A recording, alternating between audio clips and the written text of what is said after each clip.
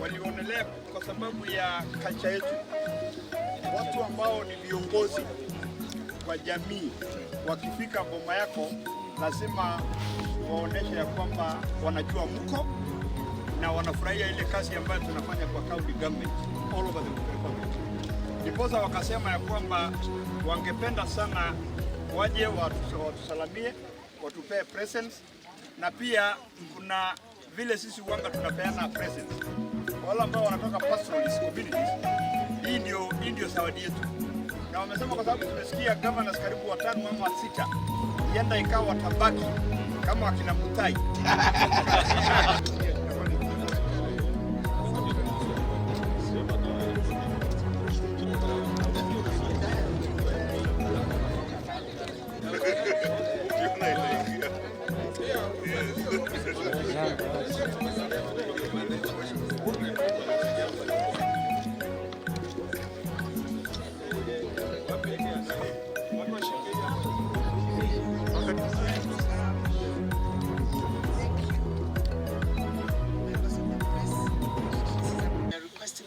To expedite the law.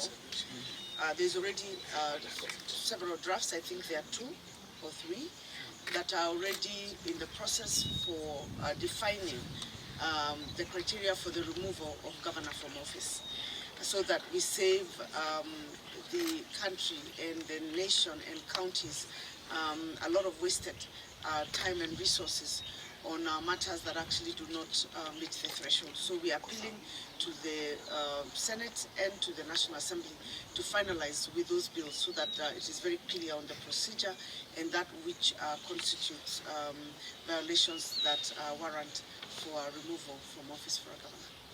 You'll remember in the first case of impeachment, Governor Kawira was impeached even before she set the structures of her government. So what is it that a governor would have committed before she has actually even formed a cabinet for her to be impeached?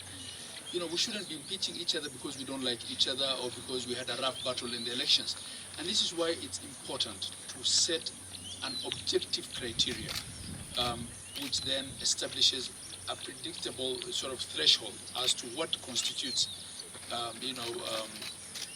an impeachable offense. We appreciate that there are global challenges, and that those also are having an effect on us as a country.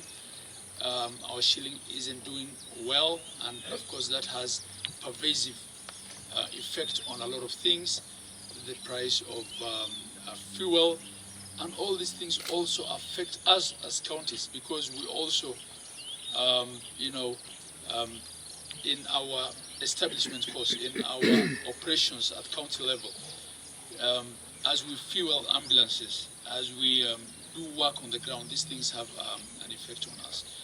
And we, through the IBEC, will work together with the national government to try and see what it is that we need to do, because the question of the cost of living for ordinary Kenyans is a question for all of us.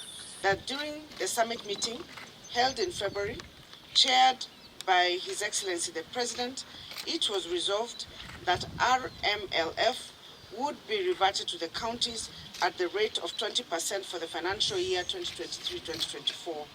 It has come to our attention that the National Assembly has appropriated these resources to constituency, which is blatantly against the Constitution.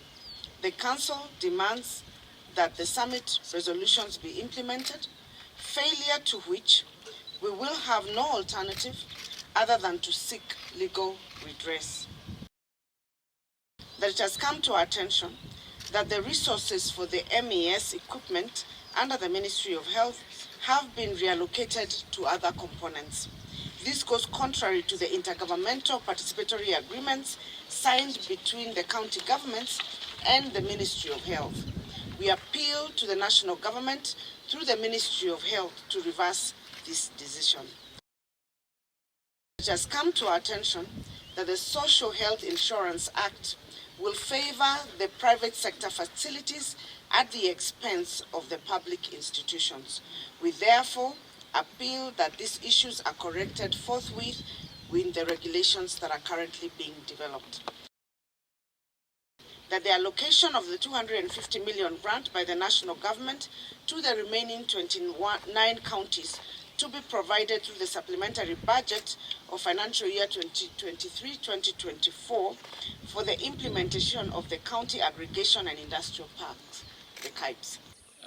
Because when a legislation inserts clauses that makes it difficult to access money that's already budgeted and appropriated by our county assemblies, by requiring additional agreements with National Treasury on a one-to-one level, by requiring, again, going back to the assembly on every individual conditional grant, it also affects our economy, because this is money that should be available in our counties to do work to improve the economy.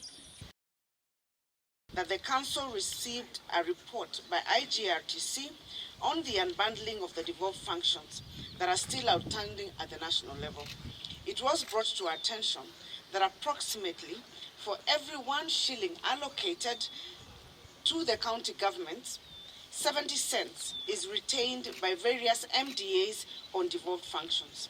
We have agreed on speedy finalization of the unbundling, costing, and transfer of all the devolved functions, and this issue will be one of the subject matters in the upcoming summit next month. That the Council requests for the reconvening of the El Nino Response and Mitigation Committee to supplement the financing of the interventions being undertaken by the counties in response to the ravaging El Nino rains.